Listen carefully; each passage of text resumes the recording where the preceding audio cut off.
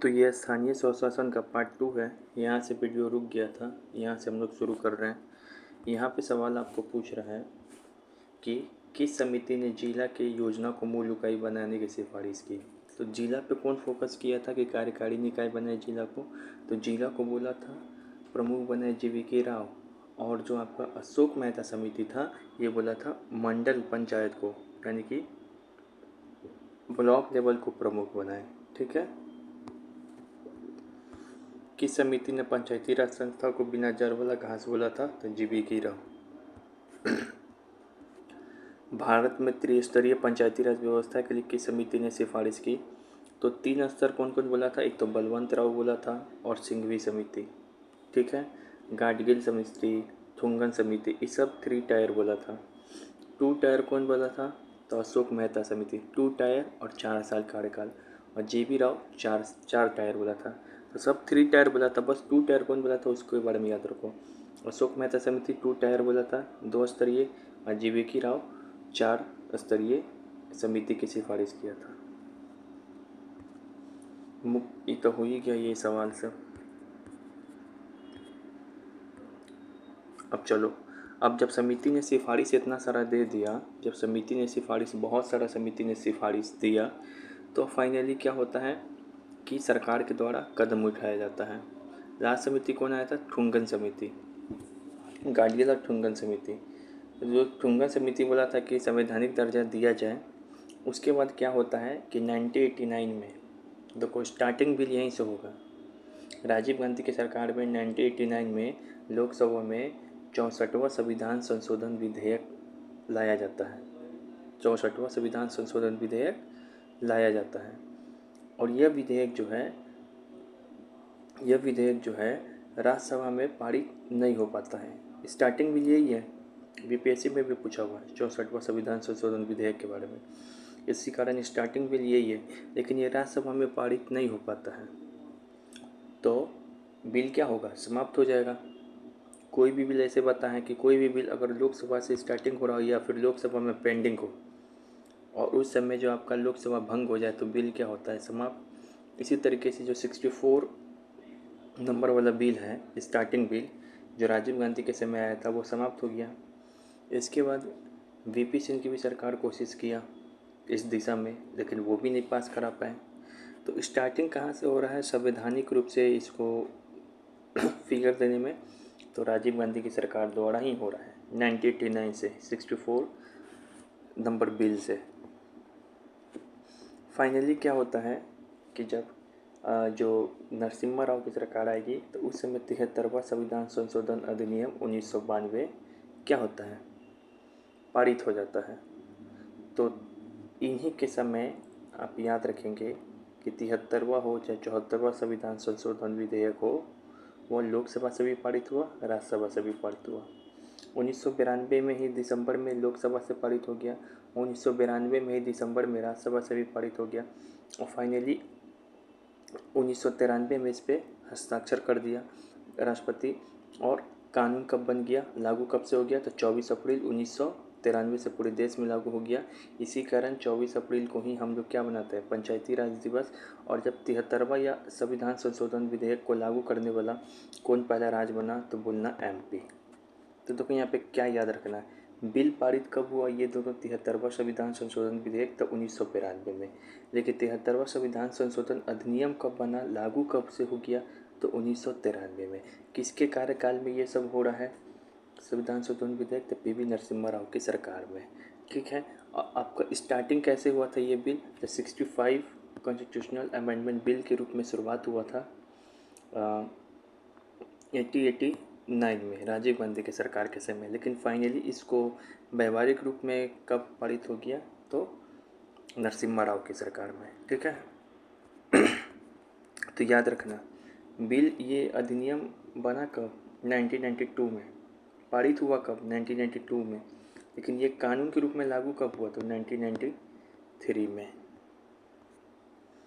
तो यहाँ पे यही बात है, आपसे पूछा जाए कि 73वां 74वां संविधान संशोधन विधेयक किसके समय, जब विधेयक पारित हुआ तो उस समय किसकी सरकार थी, ऑप्शन आएगा नरसिम्हा राव, राजीव गांधी, मोरारजी देसाई। तो नहीं, राजीव गांधी की नहीं, नरसिम्हा राव की थी। शुरुआत में राजीव गांधी की थी 1989 में, जब ये बिल पेश किया गया था।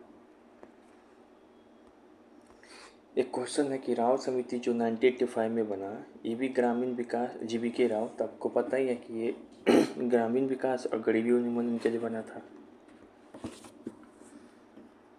फिर यहाँ पे देखिए कुछ जिला बोर्ड की स्थापना किसने किया, ये सवाल है। तो जिला बोर्ड की स्थापना किया था रिपन ने किया था। इसी को तो स्थानीय स्वशासन का जनक बोला जाता है। 1882 में किया था।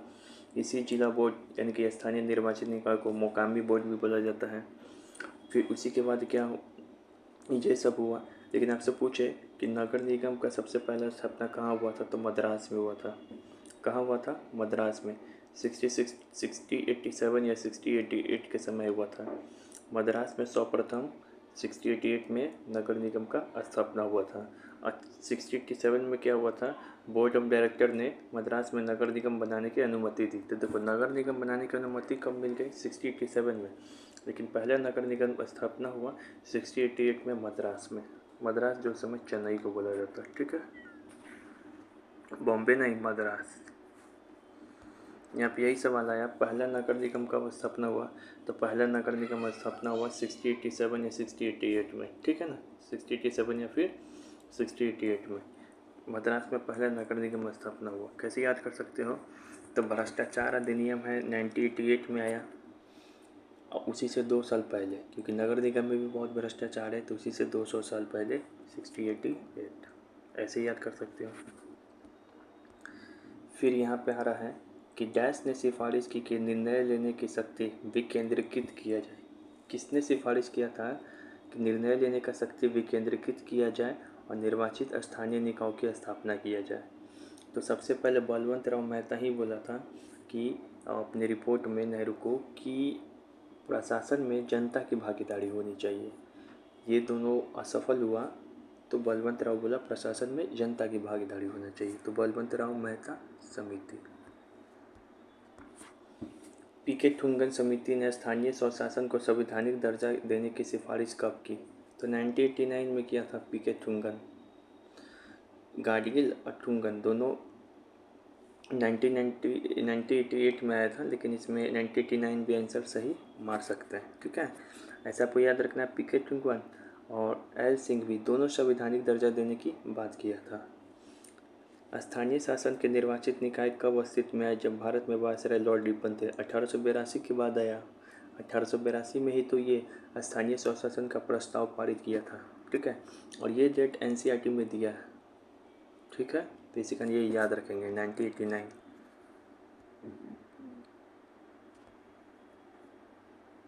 याद है 1989 में ही तो आपको पहली बार जो है राजीव गांधी ये बिल स्टार्ट करते हैं संवैधानिक दर्जा देने के क्रम में। वो बिल नंबर होता है कितना नंबर 64वां कि 65वां? देखो तो एक बार, 65वां। एक सेकेंड, 65वां नंबर बिल होता है, ठीक है।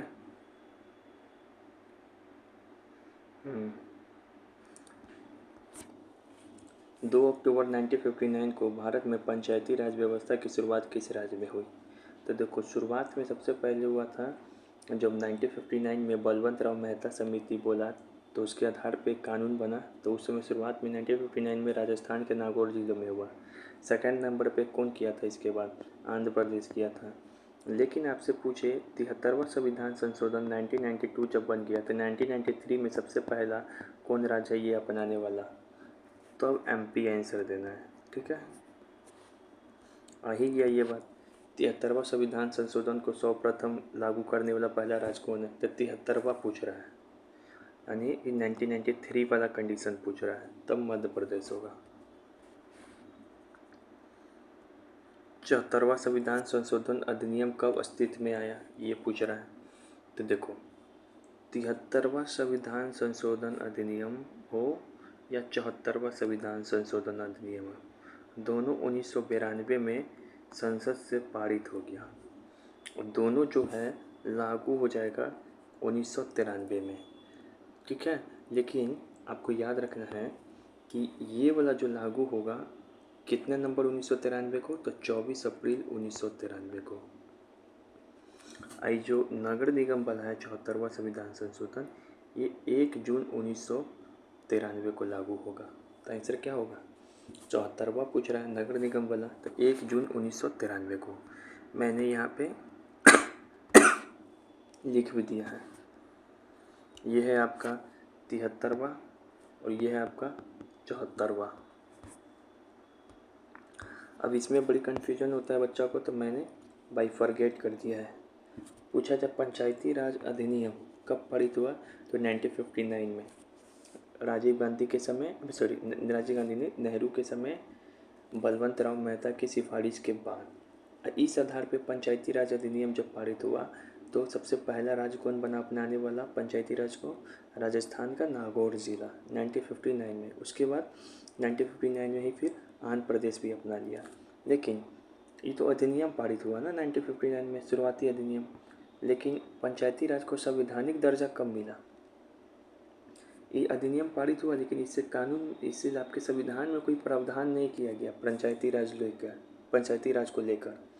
बस एक कानून बना दिया गया था कि चलिए सब कोई संविधान ये पंचायती राज क्या कीजिए, लागू कीजिए, लेकिन कोई लागू कर नहीं रहा था।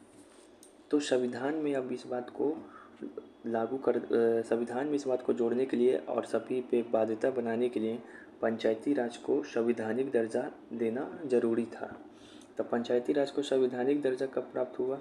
तो वो 73वां और 74वां संविधान संशोधन अधिनियम 1992 द्वारा हुआ। स्टार्टिंग बिल कौन था? तो एक 64वां नंबर बिल था, एक 65वां नंबर बिल था। ठीक है, स्टार्टिंग बिल कौन था? 64 और 65वां नंबर। 73वां संविधान संशोधन के लिए स्टार्टिंग बिल 64वां नंबर था और 74वां के लिए 65वां बिल था। और ये दोनों जो ये अधिनियम है कब से प्रभावी हुआ? 1993 से। एलएम सिग्मी ने सिफारिश किया था इसकी, पीके टुंगन ने सिफारिश किया था संवैधानिक दर्जा देने का, उसके बाद प्रभावी हुआ 1993 में। तो सबसे पहला राज्य अपनाने वाला कौन है इस वाले में? तो मध्य प्रदेश। अब देखिए आपके पंचायती राज व्यवस्था में कुछ कंपलसरी प्रोविज़न है राज्य के लिए, कुछ वॉलेंट्री प्रोविज़न है। ठीक है, मतलब कंपलसरी मतलब राज्य को ये वाला जो प्रोविज़न है अपनाना ही पड़ेगा।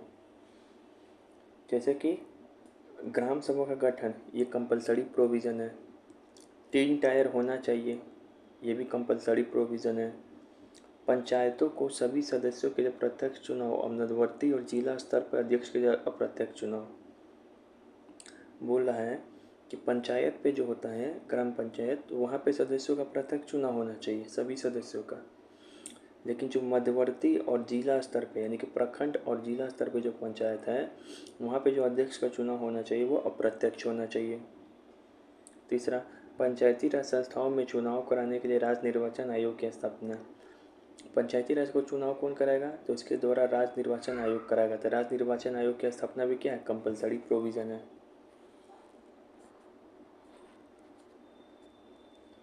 उसके बाद क्या किया गया? पंचायतों में चुनाव लड़ने का उम्र न्यूनतम 21 साल किया गया, कार्यकाल इनका 5 साल किया गया। उसके बाद बोला गया कि सारे लेयर हैं सभी स्तर, उस पर SC/ST को आरक्षण मिलना चाहिए। फिर बोला गया कि कम से कम 1/3 महिला को आरक्षण मिलना चाहिए। फिर राज्य वित्त आयोग की स्थापना हो, ये भी कंपलसरी प्रोविज़न में। तो कंपलसरी में देख लिए कौन कौन है। अब वॉलेंटरी में देख रहे हैं कि मतलब राज्य इसको चाहे तो अपना भी सकता है, नहीं भी अपना सकता है। पिछड़ा वर्गों का आरक्षण ये राज्य पे छोड़ दिया गया, जबकि अभी SC/ST महिला आरक्षण आपको दिखाए हैं, ये कंपलसरी प्रोविज़न है। OBC को आरक्षण देना तो राज्य पे छोड़ दिया गया, राज्य विधानमंडल पे, कि आप जैसा चाहे वैसा दे, वैसा समझे। पंचायत को वित्तीय अधिकार प्रदान, कितना वित्त देना है, कैसे कौन कौन सा अधिकार देना है वित्त से संबंधित, राज्य पे छोड़ा गया है। स्वशासन की इकाई के रूप में कार्य करने के लिए पंचायत को स्वायत्तता प्रदान करना, इस स्वायत्तता से भी संबंधित है, राज्य सरकार पर निर्भर रहता है पंचायत। राज्य कितना शक्ति देगा, 29 विषय में से कितने विषयों पे कानून बनाने का शक्ति देगा, ये राज्य के ऊपर है। पंचायतों की शक्ति और जिम्मेदारी, वही बात है, 29 विषय में से कितना विषय देना चाहते हैं। विभिन्न स्तरों पर सांसदों और विधायकों को पंचायतों में प्रतिनिधित्व प्रदान करना, तो ये भी राज्य के ऊपर है कि अलग अलग जो लेयर है उसमें आप सांसदों और विधायकों को कितना रिप्रेजेंटेशन मानते हैं, प्रतिनिधित्व प्रदान करना चाहते हैं, राष्ट्र प्रदान करेगा। तो यहाँ पे याद रखेंगे कि कंपलसरी प्रोविज़न कौन है, तो ग्राम सभा का गठन होना चाहिए, 3 वो टायर सिस्टम होना चाहिए, पंचायत स्तर पे प्रत्यक्ष चुनाव और ब्लॉक और जिला स्तर पे अध्यक्ष का अप्रत्यक्ष चुनाव होना चाहिए, राज्य वित्त आयोग, राज्य निर्वाचन आयोग की स्थापना होना चाहिए, कंपलसरी प्रोविज़न है, 21 वर्ष उम्र होना चाहिए, कार्यकाल 5 साल होना चाहिए, SC/ST महिला का आरक्षण होना चाहिए, राज्य वित्त आयोग की स्थापना होना चाहिए। लेकिन कौन ऐच्छिक है, वॉलंटरी प्रोविज़न कौन है राज्य के लिए, तो वही सांसदों और विधायकों का प्रतिनिधित्व प्रदान करना पंचायत में, पिछड़ा वर्गों के लिए आरक्षण, वित्तीय अधिकार देना, शक्ति वित्तीय अधिकार, पिछड़ा वर्ग का आरक्षण और विधायकों और सांसदों को प्रतिनिधित्व देना, ये सब वॉलंटरी प्रोविज़न में आता है। ठीक है, अब यहाँ पे देखिए भारतीय संविधान पे जैसे मान लो कि जैसे ये लागू हो गया ये 73वां संविधान संशोधन अधिनियम, 74वां संविधान संशोधन अधिनियम, तो इन दोनों संविधान संशोधन अधिनियम से आपके भारतीय संविधान में क्या क्या बदलाव दिखाई देने के लिए मिला, मतलब पहली बार ये सब जोड़ा जा रहा है। तो 73वां संविधान संशोधन अधिनियम जैसे ही जुड़ा ना, तो इसे संविधान में हमारे 2 चीज़ जुड़ गया, एक तो भाग 9 और एक अनुसूची 11। भाग 9 में क्या है, तो भाग 9 में बहुत सारा आर्टिकल जोड़ दिया गया, आर्टिकल 243A से लेके O तक वाली बात जोड़ दिया गया। अब भाग 74वां संविधान संशोधन से क्या क्या संविधान में जुड़ा, तो भाग 9A, भाग 10 नहीं, भाग 9A जोड़ा गया और 12वां अनुसूची जोड़ा गया, 12वां अनुसूची जोड़ा गया। इसके तहत भाग 9A में कौन कौन सा आर्टिकल जोड़ा गया, तो 243P से 243ZG, तो ये याद रखेंगे। ठीक है, कि ये जो है संविधान में 9वां भाग 9A, 11वीं अनुसूची, 12वीं अनुसूची, ये दोनों के आने से ही संविधान में आया है। और आपको पूछा स्थानीय स्वशासन से संबंधित कौन सा आर्टिकल है, तो सीधे बोलना आर्टिकल 243 स्थानीय स्वशासन से ही संबंधित है। इसी में A से लेके और आपका ZG तक चल जाए, तो इसी बीच में आपका पंचायत का भी प्रावधान है और नगरीय शासन का भी प्रावधान है। ठीक है, तो ये प्रभाव पड़ा। अब बच्चा इसमें बड़ी कन्फ्यूजन होता है, आर्टिकल 243 में पंचायत और नगर पालिका वाला में कन्फ्यूजन होता है। तो चलिए इसको हम लोग क्या करते हैं, डाउट क्लियर करते हैं। एक सेकेंड, तो चलिए अब इसमें भी बच्चा बड़ी कन्फ्यूजन करता है, ये कंपैरिजन करके बता दे रहे हैं। तो देखिए यहाँ पे कि जो 243 में तो है लोकल गवर्नमेंट, एक तरफ है पंचायत, एक तरफ है नगर पालिका। 73वां संविधान संशोधन अधिनियम 1992 से आया पंचायत, और नगर पालिका आया 74वां से, यानी कि 73-74 है, 72-73 नहीं, 74-75 नहीं। ठीक है, लागू कब हुआ, ये 24 अप्रैल 1993 को। ये कब लागू हुआ, 1 जून 1993 को। कानून कब बना, ये 1993 में। कानून कब मान्यता मिला इसको, 1993 में। पारित पुस्तक कब हुआ था, 1992 में। ये 74वां संविधान संशोधन पारित कब हुआ था, तो 92 में। लेकिन लागू कब हुआ, तो 1993 में। स्टार्टिंग बिल कौन था 74वां संविधान संशोधन का, तो 64 नंबर बिल। 64 नंबर बिल 73 में जोड़ दो तो 64 आ जाएगा। इसका स्टार्टिंग बिल कौन था 74वां संविधान संशोधन का, तो 65। 64 में 74 में जोड़ दो तो 65, मतलब एक बढ़ा के 73वां संविधान संशोधन के तहत संविधान में कौन सा भाग जोड़ा गया, तो भाग 9। 74वां से भाग 9A। भाग 9 में कितना विषय है पंचायत के लिए, तो 29 विषय। नगर निगम के लिए भाग 9A में कितना विषय है, तो 19। शहरी निकाय के लिए अनुसूची कौन जोड़ा गया, तो अनुसूची 11। 74वां के तहत अनुसूची कितना जोड़ा गया, तो अनुसूची 12 अनुसूची जोड़ा गया। आर्टिकल कौन सा है, तो 243। आर्टिकल कौन सा जोड़ा गया, 243। 243 में कहाँ से कहाँ तक, 243A से लेकर 243O तक। टोटल कितना अनुच्छेद, 16 अनुच्छेद। इसमें भी आर्टिकल कितना जोड़ा गया 74 में, तो अनुच्छेद 243P से लेकर 243ZD तक। टोटल कितना अनुच्छेद, तो 18। फर्स्ट टाइम 73वां संविधान संशोधन फर्स्ट टाइम कहाँ लागू हुआ, तो 1959 में। कहाँ पे, तो राजस्थान के नागौर जिला में। सेकेंड में आंध्र प्रदेश में। यहाँ इसको 74वां कहाँ पे सबसे पहले लागू हुआ? तो 1687 में मद्रास में और 1726 में बॉम्बे में। लेकिन सबसे पहले कहाँ पे लागू हुआ था? 87-88 में तो मद्रास में। फिर 1726 में कहाँ पे हुआ था? तो बॉम्बे में। और एक पेशा एक्ट है 1996 में आया, जहाँ पे 73वां संविधान संशोधन और 74वां संविधान संशोधन लागू नहीं है। ठीक है, तो ये हुआ इस दोनों में कंपैरिजन। ठीक है ना, कंपैरिजन हो गया, अब याद रहेगा, कन्फ्यूजन नहीं होगा। 73वां संविधान संशोधन अधिनियम की क्या क्या विशेषता है? तो 3 स्तर का गवर्नमेंट होना चाहिए, लिखा हुआ है यहाँ पे 3 स्तर का, और ये कंपलसरी रीजन भी है। हर 5 साल पे चुनाव होना चाहिए, और ये चुनाव कराएगा कौन? राज्य निर्वाचन आयोग, ये भी कंपलसरी। 3 स्तर पे SC/ST को जनसंख्या के अनुपात में आरक्षण, अब महिला को तीनों स्तर पे आरक्षण मिलेगा। अब वो कितना है? 1/3 फिक्स किया गया है। लेकिन SC/ST के बारे में क्या बोला गया? जनसंख्या के अनुपात में, कंपलसरी है। OBC के बारे में क्या? वॉलंटरी प्रोविज़न है। तो OBC के आरक्षण के बारे में राज्य विधानमंडल पे छोड़ दिया गया है, कोई कंपलसरी नहीं बनाया गया है। जैसा राज्य चाहे वैसा आरक्षण दे सकता है। राज्यपाल क्या करेगा? हर 5 साल पे एक बार क्या करेगा? वित्त आयोग का गठन करेगा। तो ये भी बात कहाँ लिखा हुआ है? 73वां संविधान संशोधन में ही। अभी सारी बात को क्लियर हो जाएगा। हर गांव में क्या होगा? ग्राम सभा का गठन होगा, ये भी कंपलसरी प्रोविज़न है। कहाँ लिखा हुआ है? 73वां संविधान संशोधन अधिनियम से ही आया ये हमारे संविधान में विशेषता। अच्छा, ये 3 स्तर कौन कौन सा है? तो ग्राम पंचायत, पंचायत समिति, जिला पंचायत। सबसे नीचे क्या होगा? गांव स्तर पे ग्राम पंचायत, ब्लॉक स्तर पे पंचायत समिति, और जिला स्तर पे जिला पंचायत। ये जो ग्राम पंचायत होगा वो इस यहीं पर क्या होगा? उसके लिए विधायक आयोग, ग्राम सभा। अच्छा, अब आते हैं यहाँ पे सारे आर्टिकल को देखते हैं। ठीक है, आर्टिकल 243 ये नहीं, अनुच्छेद 243, इसमें क्या दिया है? इसमें ग्राम सभा का परिभाषा दिया है कि ग्राम सभा का परिभाषा क्या होना चाहिए। ग्राम सभा का परिभाषा बोला है कि कम से कम 200 लोगों से मिल के, कम से कम 200 लोग तो होना ही चाहिए, तभी ग्राम सभा का गठन हो सकता है। ग्राम सभा का बैठक संविधान के अनुसार 1 साल में कम से कम 2 बार बैठक आवश्यक है। 1 वर्ष में कम से कम 2 बार होना चाहिए। ऐसे साधारणतः कितना होता है? 4 बैठक। और गणपूर्ति कितना है? तो ग्राम सभा का गणपूर्ति कोरम है 1/10। और भी बात है इसके ऊपर, सवाल देखिए, NCERT का सवाल है ग्राम सभा के बारे में। ग्राम सभा का सदस्य बनने के लिए क्या कथन सही है? और आपको ग्राम सभा का सदस्य बनना है तो कौन बन सकता है? तो ये देखो, ये दोनों ऑप्शन सही है, ये तीनों ऑप्शन सही है। सदस्य का उस एक पंचायत के क्षेत्र में अस्थायी निवासी होना चाहिए।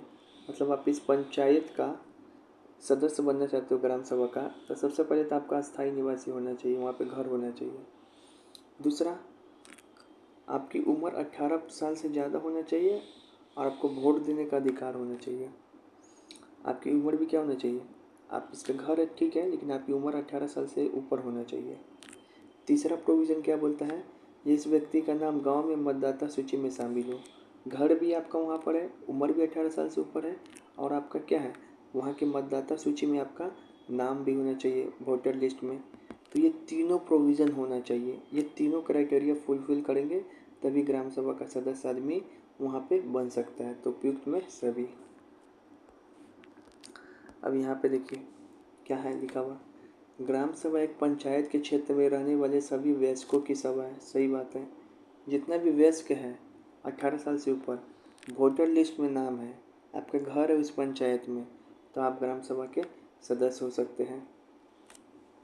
एक ग्राम सभा में एक गांव भी हो सकता है या एक से ज़्यादा गांव से भी मिलकर ग्राम सभा का निर्माण हो सकता है। छोटा गांव है तो एक से ज़्यादा गांव को मिलाकर होगा। कोई भी व्यक्ति 18 साल से ऊपर हो, सही बात है, जिसका नाम मतदाता सूची में हो, वह ग्राम सभा का सदस्य बन जाएगा। ग्राम सभा की प्रमुख भूमिका कौन सी है? तो ग्राम सभा क्या क्या करेगा? तो ग्राम सभा का ये जो बनाया जाता है किस लिए? तो एक विधायिका के रूप में काम करता है ये। तो ग्राम पंचायत पूरे गांव के हित में निष्पक्ष रूप में काम कर सके। तो जो मुखिया है या ग्राम पंचायत है वह निष्पक्ष रूप में काम कर सके, इसके लिए तो ये पहला सही है। पंचायत को मनमाने ढंग से काम करने से रोक सकती है और पैसा का दुरुपयोग या गलत उपयोग न करे इसकी भी निगरानी कर सकती है, ये भी सही है। चुने हुए प्रतिनिधियों पर नज़र रखे और लोगों के प्रति उन्हें जवाबदेही बनाए।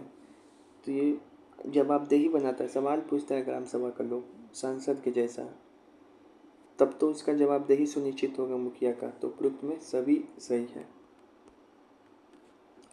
तो यहाँ पे लिखा हुआ भी है ग्राम पंचायत, ग्राम सभा की प्रमुख भूमिका है ग्राम पंचायत में, ठीक है ना। ग्राम पंचायत अपनी योजनाएं लोगों के सामने रखती है, सही बात है। ग्राम सभा की बैठक में ग्राम पंचायत क्या करेगा, अपना योजना रखेगा।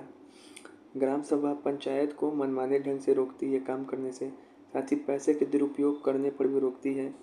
चुने हुए प्रतिनिधियों पे क्या होती है, निगरानी रखती है और उसको जवाबदेही या जिम्मेदार बनाती है ग्राम सभा ही। तो ये है आर्टिकल 243A। 243 में परिभाषा था ग्राम सभा का, कैसे कैसे है ग्राम सभा का परिभाषा वो देख लिए। अब 243A में क्या है, इसमें बोला है कि इसमें ग्राम सभा के कार्यों व शक्ति का निर्धारण राज्य विधानमंडल के द्वारा किया जाएगा।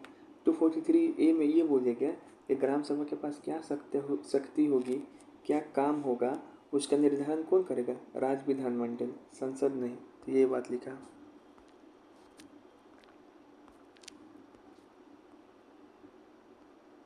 अरे यार कहाँ चले गए, यहाँ पर आर्टिकल 243B, इसमें क्या लिखा है कि पंचायती संस्थाएं त्रिस्तरीय होगी। तो ये जो है ना 243 पता है क्या बताया कि पंचायतों का गठन के बारे में बताएगा। बी से क्या याद रखो, बिल्ट, बी से ये क्या याद रखो, बिल्ट। तो इसमें पंचायतों का गठन किस प्रकार से होगा त्रिस्तरीय, इसके बारे में बताया गया है। और ये भी बोला गया है जिस राज्य में 20 लाख से जनसंख्या अगर कम है तो वहाँ पे 2 ही स्तर होगा। 20 लाख से जनसंख्या कम है तो 3 वो स्तर नहीं, वहाँ पे 2 ही स्तर होगा।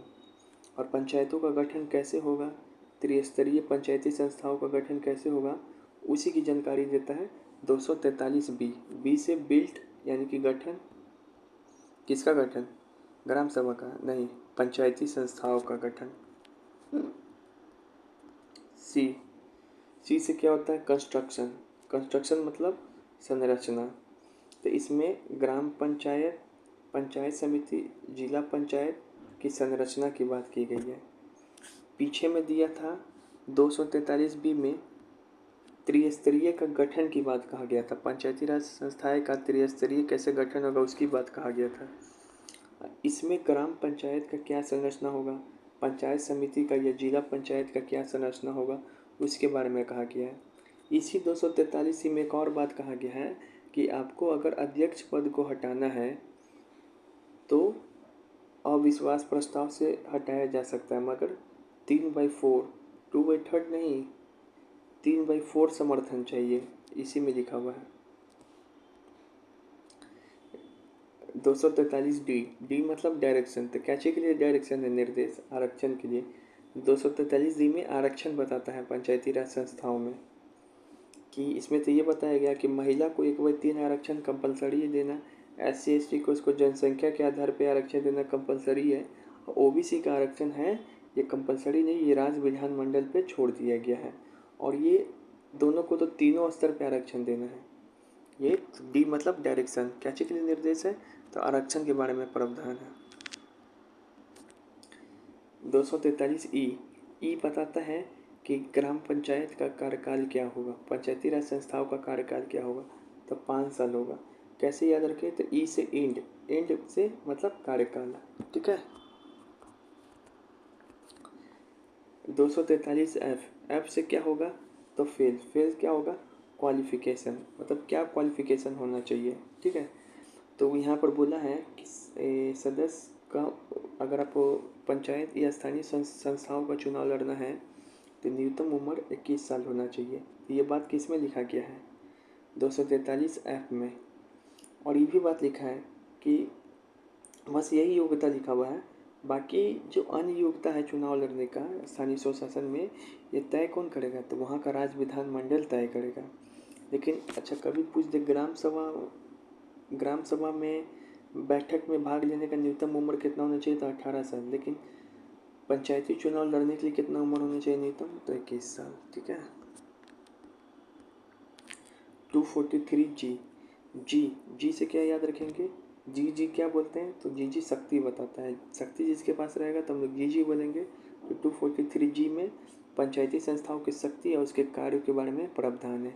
243 जी में ही 29 विषय का प्रावधान दिया गया कि 29 विषय में कौन कौन सा विषय है जो पंचायती राज संस्थाओं को काम करने के लिए मिलेगा, आगे हम बताएंगे। आर्टिकल 243 एच मतलब हेलीकॉप्टर।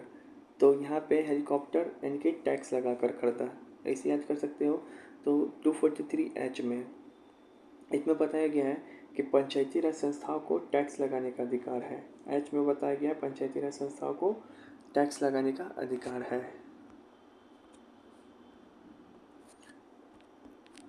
243 आई से क्या याद रखेंगे? इनकम। तो इसमें बताया गया है राज्य वित्त आयोग का गठन के बारे में। 243 आई में क्या बताया गया है? राज्य वित्त आयोग का गठन इसी में किया गया है 243 आई में।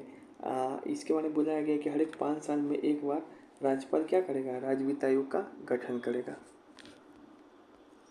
243 जे यानी कि राज्य वित्त आयोग का गठन कौन करता है? राज्यपाल, ना कि राष्ट्रपति। ठीक है।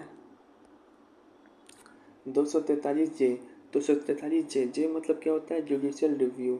तो इसे याद करो, इसका ट्रिक है सामाजिक आकंचन। तो पंचायतों का लेखा का आकंचन मतलब ऑडिट करना, पंचायत में कौन कौन सा काम हुआ है उसका ऑडिट करना। तो 243 जे। 243 के 243 के बारे में बताया गया है। इसमें राज्य निर्वाचन आयोग के गठन के बारे में बताया गया है। और ये बताया गया है कि जो राज्य निर्वाचन आयोग होता है वह एक सदस्यीय होता है और इसका नियुक्ति जो करेगा वह राज्यपाल करता है, ना कि राष्ट्रपति। और इसको हटाने का प्रक्रिया क्या है? एससी के न्यायाधीश के जैसा है। जिस तरीके से हाईकोर्ट के न्यायाधीश को हटाएंगे उसी तरीके से राज्य निर्वाचन आयोग के राज्य निर्वाचन आयोग के आयुक्त को हटा सकते हैं और एक ही सदस्य होता है। फिलहाल यहाँ पे याद रखना है कि इसका प्रावधान किस में दिया है राज्य निर्वाचन आयोग का गठन का? राज्य वित्त आयोग। तो 243 आई। उसी तरीके से राज्य निर्वाचन आयोग 243 के। कैसे याद रखेंगे? तो के मतलब किंग, किंग तो राज्य निर्वाचन आयोग ही है। 243 एल में दिया है कि किन किन संघ क्षेत्र में लागू होगा या नहीं होगा। संघ क्षेत्रों में पंचायती राज व्यवस्था लागू होगा या नहीं होगा, इसके बारे में जानकारी देता है हमको संविधान का अनुच्छेद 243 एल। तो एल से क्या याद रखेंगे? लंगड़ा राज। यहाँ पर राष्ट्रपति को अधिकार है कि संघ राज क्षेत्रों में वह पंचायती राज संस्था लागू करे या नहीं करे। तो एल से क्या याद रखेंगे? लंगड़ा राज। लंगड़ा राज कौन होता है? संघ राज क्षेत्र जिसको शक्ति कम होता है।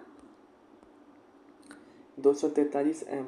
243 एम में कुछ क्षेत्र है मतलब कुछ राज्य दिया हुआ है नॉर्थ ईस्ट का, जिसमें क्या होता है, जिसमें पंचायती राज संस्था वहाँ पे लागू नहीं होता है। तो कुछ क्षेत्रों में लागू ना होना ये बताएगा 243 एम। इसका ट्रिक है नामेमी। इसका ट्रिक है नामेमी।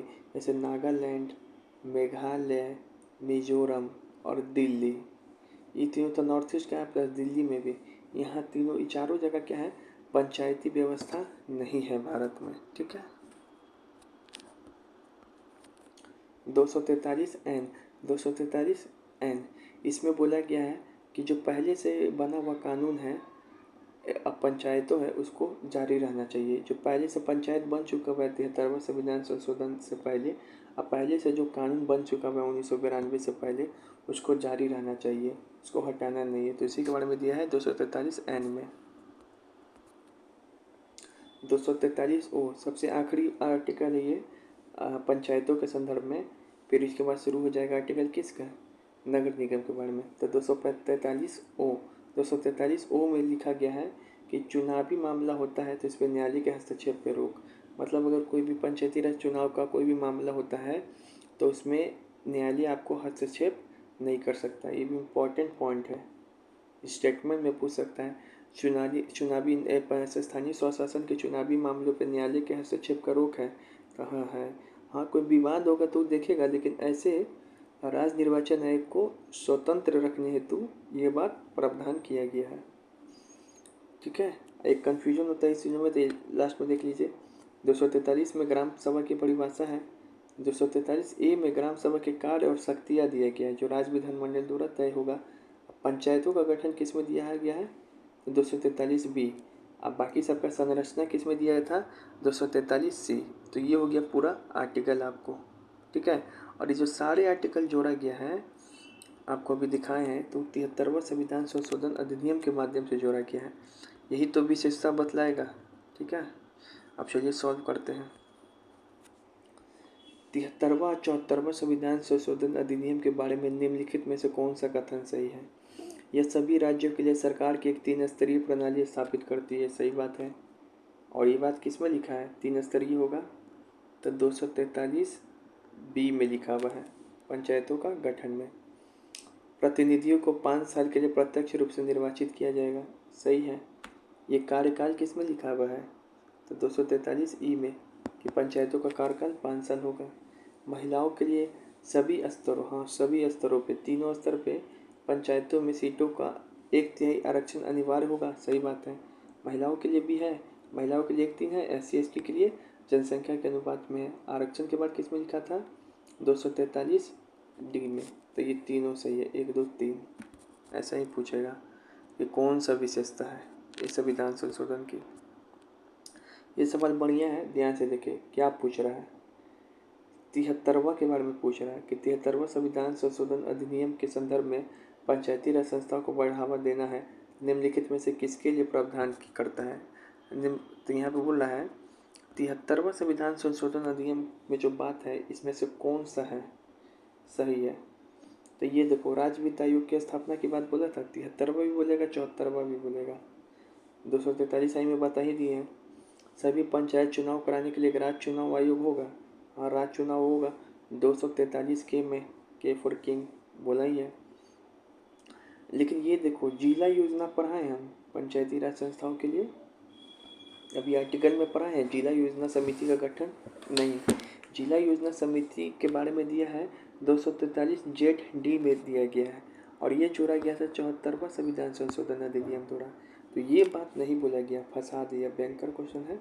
ये 73वां में नहीं, ये 73वां में नहीं, 74वां के माध्यम से जोड़ के ये बात बोला गया है। अच्छा, तो केवल कौन सही होगा? ये सही होगा, ये गलत।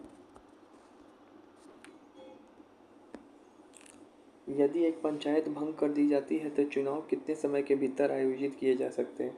मान लो कोई पंचायत भंग कर दिया गया तो प्रावधान है कि 6 महीने के भीतर जिस समय से विघटन हुआ है उसमें से 6 महीने के भीतर क्या हो जाना चाहिए? चुनाव हो जाना चाहिए। लेकिन यहाँ पर भी एक लोचा है, चलिए दिखाते हैं। ऐसे कार्यकाल के बारे में तो दिया ही है 243E में, ई फॉर एलिजिबिलिटी, मतलब 5 साल तो कार्यकाल होना ही चाहिए। लेकिन 5 साल से प्रथम बैठक से काउंट होता है, ये तिथि 5 साल प्रथम बैठक की तिथि से काउंट होगा। लेकिन मान लो विघटन 2 तरीके से हो सकता है ना, ठीक है ना। अगर 5 साल से विघटन 2 तरीके से हो सकता है, 5 साल से पहले विघटन 2 तरीके से हो सकता है।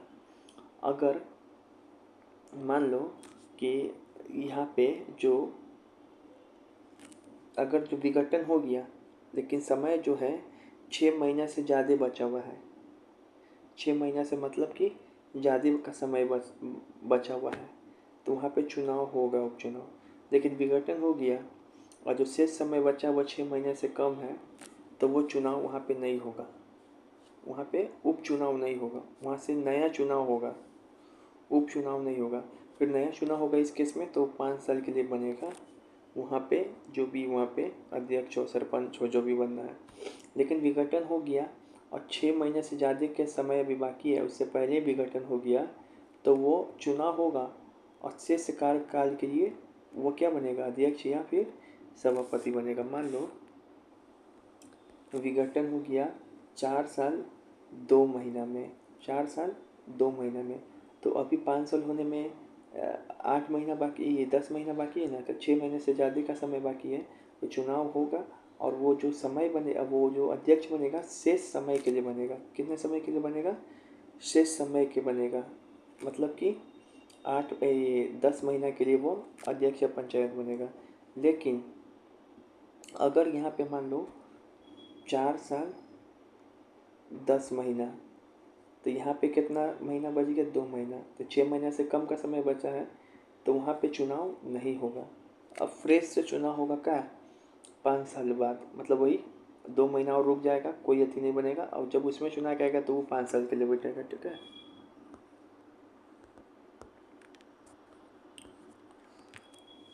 कर लगाने की शक्ति पंचायत को कौन अधिकृत करता है? कौन बोलता है कि कर लगाओ? तो राज्य सरकार बोलता है। राज्य विधानमंडल की राज्य सरकार होगा। राज्य विधानमंडल न होगा ना यार, कि राज्य सरकार। ऐसे चलो यही। अच्छा, कर लगाने की शक्ति किसमें दी गया पंचायत को? आर्टिकल 243H में। ये दोनों सही हो सकता है इसे। भारत के संविधान के अनुसार पंचायत के सदस्य होने के लिए न्यूनतम आयु की क्या आवश्यकता है? तो एक क्वालिफिकेशन बताया ना आपको, आर्टिकल 243F में क्या बताया था? 21 साल होना चाहिए मिनिमम पंचायत का चुनाव लड़ने के लिए, या पंचायत सदस्य होने के लिए न्यूनतम आयु। लेकिन ग्राम सभा का सदस्य होने के लिए 18 साल। ठीक है। फिलहाल यहाँ पे पंचायत सदस्य बोल रहा है। एक सेकेंड। तो यही सही होगा, 21 साल ही पंचायत के सदस्य होने के लिए। ग्राम सभा पूछता तो 18। आर्टिकल 243F में ही डिसक्वालिफिकेशन और क्वालिफिकेशन दोनों बताया है। भारत के किस राज्य में पंचायती राज व्यवस्था मौजूद नहीं है? मौजूद नहीं है। तो देखो, हम बताए थे कहाँ पे मनाही है। तो आर्टिकल 243M में बताया गया है कि कहाँ पर मनाही है। इसका ट्रिक बताए थे ना, में, मी और प्लस दिल्ली। ना से नागालैंड, में से मेघालय और मी से मिजोरम। तीनों नॉर्थ ईस्ट के राज्यों में पंचायती राज व्यवस्था आपको नहीं देखने को मिलेगा। अब एक आता है पेसा एक्ट। पेसा एक्ट कब आया था? 1996 में आया था। कैसे याद करें? तो पैसा पैसा कौन मानता है? 96। तो 96 छक्का मान, तो 96 पैसा, ऐसे ही होगा। ठीक है। 1996 में आया था। पैसा का पूर्ण रूप क्या है? पैसा का पूछ दे तो full form PESA, panchayat extension in schedule areas. ठीक है। ये कब आया था अधिनियम? 1996 में। ठीक है। इसका उद्देश्य क्या है? तो जो संविधान का भाग 9 मतलब 73वां संविधान संशोधन मतलब पंचायती। तो संविधान के भाग 9 के प्रावधान को कुछ अपवादों और संशोधनों के साथ अनुसूचित क्षेत्र में, जो 5वीं अनुसूचित क्षेत्र है उसमें वर्णित राज्य है उसमें लागू करना। देखो यहाँ पे संविधान की जो भाग 9 है पंचायती व्यवस्था, तो उसमें कुछ बदलाव के साथ और संशोधनों के साथ 5वीं अनुसूचित क्षेत्र में जो वर्णित राज्य है उन राज्यों के अनुसूचित क्षेत्रों में लागू करना, यही उद्देश्य है। इसका नोडल मंत्रालय कौन है? तो पंचायती राज मंत्रालय। अच्छा, पेशा अधिनियम के अंतर्गत आने वाले 5वीं अनुसूची के अंतर्गत शामिल कौन कौन सा राज्य है? तो 10 राज्य है। पेशा अधिनियम के तहत जो 5th शेड्यूल है संविधान का, तो उसके अंदर 10 वो राज्य शामिल है। आंध्र प्रदेश, छत्तीसगढ़, गुजरात, हिमाचल प्रदेश, झारखंड, मध्य प्रदेश, महाराष्ट्र, उड़ीसा, राजस्थान, तेलंगाना। तो ये जो 10 राज्य का जो 5वीं अनुसूची में वर्णित है, यहाँ पे कुछ शेड्यूल एरियाज है। उसी शेड्यूल एरियाज में जो 73वां संविधान संशोधन अधिनियम है उसके प्रावधान में बदलाव करके 73वां संविधान संशोधन अधिनियम को या भाग 9 को क्या करना है? लागू कराना है। ठीक है। पेशा कब आया? 1996 में। कहाँ पे लागू कराने के लिए? 5वीं अनुसूची में वर्णित 10 राज्यों के लिए। अभी 10 राज्यों का नाम याद करना जरूरी है, पूछ सकता है पेशा में कौन कौन सा 10 राज्य है। तो ट्रिक बनाया जाए। तो यहाँ देखो, यहाँ पे ट्रिक है आपको 5th शेड्यूल में कौन कौन सा स्टेट है उसको याद करने का ट्रिक है, या पेसा एक्ट में शामिल कौन कौन सा स्टेट है उसको याद करने का ट्रिक है। गॉट जा RCHM, कोई गॉट है उसको हम कहाँ बोल रहे हैं कि तुम जा RCHM। तो जी मतलब क्या हो जाएगा, गुजरात, ओ मतलब उड़ीसा, ए मतलब आंध्र प्रदेश, अरुणाचल प्रदेश ने, ए मतलब आंध्र प्रदेश, ती मतलब तेलंगाना, जा मतलब झारखंड, आर मतलब राजस्थान, सी मतलब छत्तीसगढ़, एच मतलब हिमाचल प्रदेश, हरियाणा नहीं, क्या है हिमाचल प्रदेश, एम मतलब महाराष्ट्र, एम मतलब फिर मध्य प्रदेश। गॉट जा RCHM, ठीक है, तो यही है। तो चलिए इसी पे सवाल भी पूछा हुआ भी है कि राज्यों के निम्नलिखित में से किस समूह पर पेशा अधिनियम 1996 लागू नहीं है। तो पेशा कहाँ का लागू हुआ, गॉट जा RCHM। G4 गुजरात, गुजरात यहाँ पे कहीं पे दिखाई पड़ रहा है नहीं। तो चलो O4 उड़ीसा, तो यहाँ लागू है। A4 आंध्र प्रदेश, तो और सॉरी आंध्र प्रदेश, हाँ यहाँ भी लागू है। झारखंड में भी लागू है, J मतलब झारखंड, T मतलब तेलंगाना, यहाँ भी लागू है। R मतलब राजस्थान, यहाँ भी लागू है। M मतलब महाराष्ट्र, यहाँ भी लागू है। फिर H मतलब हिमाचल प्रदेश, यहाँ भी लागू है। फिर G मतलब गुजरात, यहाँ भी लागू है। J मतलब जा मतलब इससे ये तो हो गया। C मतलब छत्तीसगढ़, यहाँ भी लागू है। M मतलब मध्य प्रदेश, M मतलब महाराष्ट्र, वहाँ भी लागू है। लेकिन यहाँ पे हम पढ़ा है इसमें लागू है क्या, नहीं, तो यही आंसर हो जाएगा नहीं। केवल 10 ही राज्यों में लागू है, 5वीं अनुसूची, ठीक है। तो ऐसे सॉल्व करना था। अब यहाँ पे देखो कि पेशा अधिनियम में क्या क्या प्रावधान करता है। तो ग्राम सभा की बोला कि पेशा अधिनियम में जो ग्राम सभा बनेगी उसमें सभी की सामुदायिक भागीदारी होगी, वहाँ के लोगों की। ग्राम स्तरीय संस्थाएं की बात बोलता है।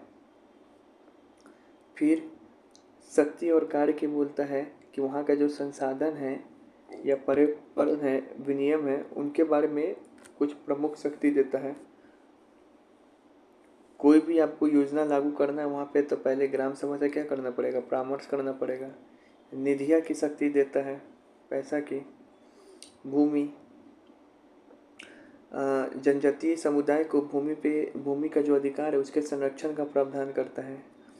सांस्कृतिक सामाजिक जो उनकी प्रथाएं हैं उनकी भी समर्थन पे उनकी बात करता है, उसमें कोई हस्तक्षेप नहीं होना चाहिए। तो ये सब बात बोलता है पेशा अधिनियम। पेशा अधिनियम का क्या क्या परिणाम हो गया, तो पेशा अधिनियम का परिणाम है जनजातीय समुदाय का सशक्तिकरण। ग्राम पंचायत के माध्यम से उनको अपने इलाके में भागीदारी बढ़ा के क्या किए हम लोग, उनका सशक्तिकरण किए, उनके भूमि अधिकारों का संरक्षण किए। कोई भी भूमि अधिग्रहण या हस्तांतरण करना उस क्षेत्र में, तो पहले बाहरी लोगों को, तो पहले आपको ग्राम सभा से क्या करना पड़ेगा, सहमति लेना पड़ेगा। एक तरीके से उनका बचाव कर रहे हैं। सांस्कृतिक सामाजिक जो प्रथा है उनको भी हम लोग क्या कर रहे हैं, संरक्षण कर रहे हैं। विकेंद्रीकरण को बढ़ावा दे रहे हैं। इसमें क्या कर रहे हैं, ग्राम सभा ग्राम पंचायतों को अधिक शक्ति और पैसा देकर हम लोग उसको मजबूत कर रहे हैं। बुनियादी सेवाएं को बेहतर पहुँच, ठीक है ना, शिक्षा स्वास्थ्य ये सब भी पहुँचा रहे हैं पेशा एक्ट में। तो ये चीज़ है, अब यहाँ पे क्वेश्चन से ही समझ में आ पाएगा। सरकार 1996 में अनुसूचित क्षेत्रों के लिए पंचायती विस्तार के पेशा अधिनियम लागू किया। निम्नलिखित में से किसकी पहचान इसके उद्देश्य के रूप में नहीं है। तो मतलब पेशा का कौन सा इसमें से उद्देश्य नहीं है, स्वशासन करने के लिए, स्वशासन प्रदान करने के लिए ये है, अपने क्षेत्र में वो खुद से शासन कर सके, ग्राम सभा बनाया गया ना, तो ये है। पारंपरिक अधिकार को मान्यता, बिल्कुल उनकी जो सामाजिक प्रथाएं हैं उनको संरक्षण रखा जा सके। आदिवासी को शोषण से मुक्ति दिलवाना, सही बात है। जो ज़मीन का बाहरी लोगों को हस्तांतरण पहले आसानी से हो जाता था, अब ग्राम सभा की अनुमति से ही ज़मीन हस्तांतरित होगा, तो ये भी शोषण से मुक्ति दिला रहा है। आदिवासी क्षेत्रों में स्वायत्त क्षेत्र बनाने के लिए नहीं, ये नहीं है। स्वायत्त क्षेत्र ऑटोनॉमस क्षेत्र बनाने के लिए नहीं है, स्वशासन मतलब सेल्फ गवर्नमेंट है अपने क्षेत्र में, लेकिन ऑटोनॉमस वाली बात नहीं है। ऑटोनॉमस कैसे हो जाएगा, तो सी नहीं। फिर यहाँ पे बोल रहा है कि किस समिति के आधार पे पेशा अधिनियम 1996 में लाया गया था, तो भूरिया समिति की सिफारिश पे। फिर यहाँ बोल रहा है कि जो पेशा अधिनियम है उसमें ग्राम सभा की क्या क्या शक्ति या फिर भूमिका है, तो ग्राम सभा को अनुसूचित क्षेत्रों में भूमि के हस्तांतरण को रोकने का अधिकार है। सही बात है, भूमि हस्तांतरण नहीं किया जा सके, अगर करना है तो ग्राम सभा से पहले अनुमति लेना पड़ेगा। ठीक है। अनुसूचित क्षेत्रों में किसी भी खनिज के लिए एक सेकेंड, तो यहाँ पे देखो, यहाँ पे बोल रहा था ये सवाल कि पेशा अधिनियम में ग्राम सभा को क्या क्या शक्ति दिया गया है, तो ये दिया गया है, ये नहीं दिया गया है। कैसे बता रहे हैं, तो एक तो वहाँ पे कोई लैंड का ट्रांसफ़र होगा तो ग्राम सभा की अनुमति से ही होगा, ये तो दिया ही क्या है। प्लस जो लघु वनोपज है, लघु वन है या फिर लघु खनिज है, तो उसका अधिकार ज़रूर है ग्राम सभा के पास कि आपको लाइसेंस लेना पड़ेगा, अनुमति लेना पड़ेगा, तभी यहाँ से ले जा सकते हो ग्राम सभा से पूछ के। लेकिन जो बड़े बड़े खनिज हैं, मिनरल्स हैं या बड़े बड़े जो भी चीज़ है, तो उसके लिए पर्यवेक्षण या लाइसेंस या खनन पट्टा देने में ग्राम सभा का सिफारिश का कोई आवश्यक नहीं है। लघु खनिज याद रखो, ये जो लाइन है लघु खनिज के लिए सही होगा और लघु वनोपज के लिए सही होगा कि लाइसेंस लेना होगा या खनन पट्टा पर ग्राम सभा की देने की सिफारिश। ठीक है। लेकिन यहाँ पे बोल रहा है क्या क्वेश्चन में, किसी भी खनिज, किसी भी नहीं, कोई भी मिनरल्स है तो क्यों लेगा। ऐसे तो बहुत मिनरल्स ज़्यादातर जनजातीय क्षेत्र में ही होता है, तो वहाँ पे ग्राम सभा का ज़्यादा अधिकार नहीं है। हाँ, लेकिन जो लघु खनिज है या फिर लघु वनोपज है, उसमें पूर्वेक्षण लाइसेंस या खनन पट्टा देने का अधिकार ग्राम सभा के पास है, लेकिन प्रमुख पर या किसी पर भी नहीं। ठीक है ना, तो 1 और 2 सही है। यहाँ पे लिख रहा था कोई भी खनिज, यहाँ पे लिख देता लघु खनिज, तो ये लाइन सही हो जाता।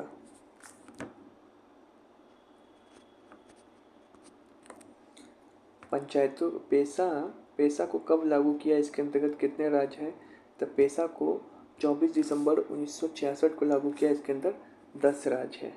बताए थे ना, गोट, जा, RCHMM,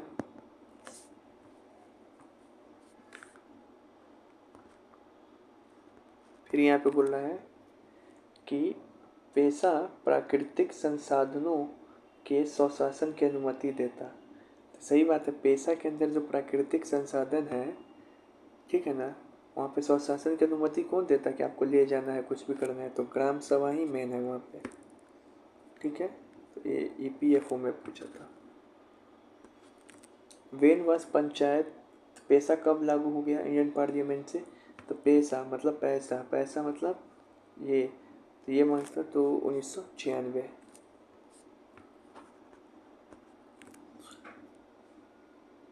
पेशा अधिनियम क्या है,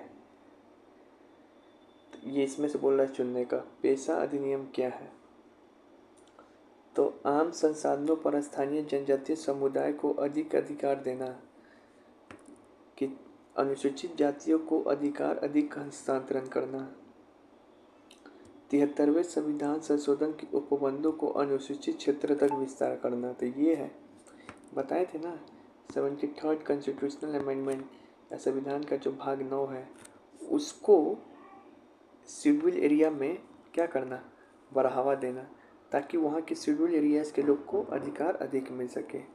तो ये वाली सही होगी, सी।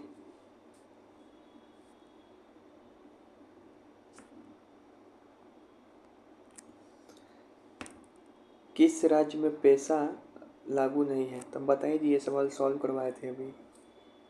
तो ठीक है। अब नेक्स्ट वीडियो में हम लोग मिलते हैं।